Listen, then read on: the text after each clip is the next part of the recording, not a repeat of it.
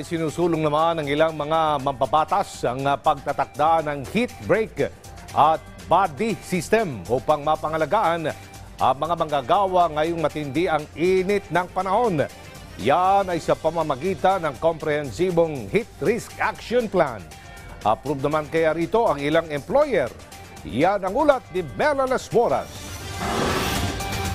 Payong at tubig ang sandata ni Oscar ngayong sobrang init ng panahon. Malamig naman daw sa kanilang opisina pero dahil nagko-commute lang siya, pahirapan talaga ang sitwasyon ngayon.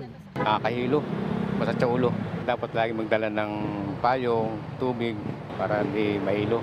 Para sa mga kongresista, ngayong tag-init, hindi lang mga mag-aral ang dapat pinoprotektahan kundi maging ang mga manggagawa. Ayon kay House Deputy Speaker at TUCP Party List Representative Raymond Democrito Mendoza, ngayong pumapalo na sa dangerous level ang heat index sa iba't ibang panig ng bansa, naaayon lang na magtulungan ang bawat isa sa pagtugon dito.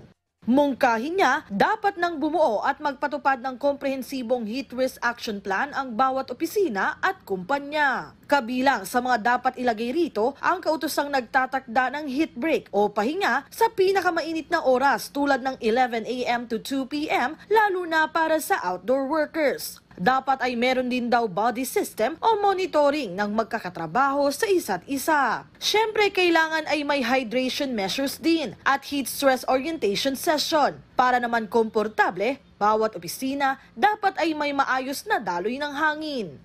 Para kay Employers Confederation of the Philippines o ECO President Sergio Ortiz Luis Jr., dapat naman talagang ingatan ng mga kumpanya ang kanilang mga empleyado ngayong sobrang init ng panahon. Pero sa hirit ng ilan, napairari na lang dapat ang work from home arrangement para iwas sikat ng araw, tutol siya. Dahil bawat trabaho, iba-iba naman daw ng sitwasyon.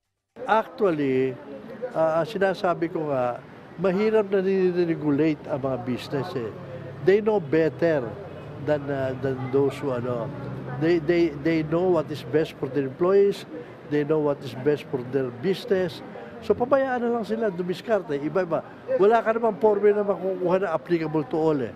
Dati nang nagdaos ng mga pagdinig ang Kamara ukol sa El Nino. Pero ngayong sobrang init ng panahon, ayon sa mga kongresista, maaari naman silang magdaos ulit ng pagdinig para mapaiting pa ang pagtugon dito ng pamahalaan. Meron pong plano ang ating chairman na ipagpatuloy po yan. No? Dahil importante po ito no, na ginagawa natin dahil alam naman ninyo pag El Nino or La Nina man for next year, ang apektado po nito ang ating food production, which means apektado ang ating food security. Pero ang tanong, hanggang kailan nga ba mararanasan ang sobrang init na ito? Tugon ng Pag-asa. Tuloy-tuloy po ito hanggang end of May. Oo.